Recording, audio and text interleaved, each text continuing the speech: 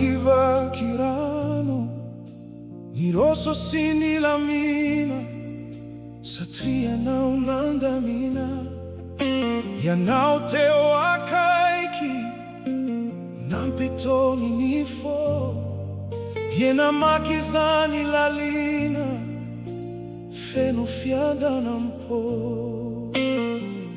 Ao anaty sambo Ianao, miaraka aminay, Kana hisy tafiotra, mety hitsoaka sy hanafay.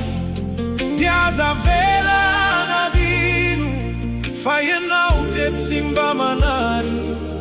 ao anaty miadi-varotra, Tsy tara, tsy miadi-varotra.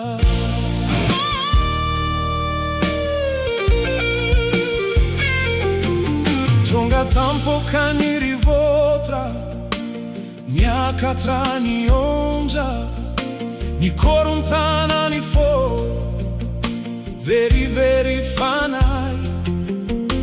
Mitady-vaolana, tamin-kery sy fahaizana, nanadino saiky kivy, nefa Ianao tsy lavitra. ao anaty sambo Ianao, miaraka aminay, Kana hisy tafiotra, mety hitsoaka sy hanafay. Diaza avela nadino, fa Ianao dia tsy mba manary. ao anaty miadi-varotra, Tsy tara, tsy miadi-varotra.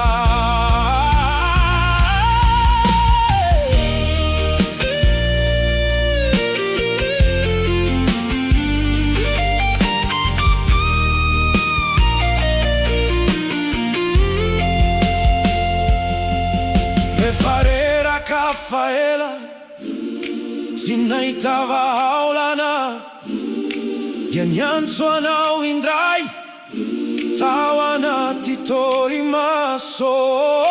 Nitsangana Ianao, niteny tamin-kery,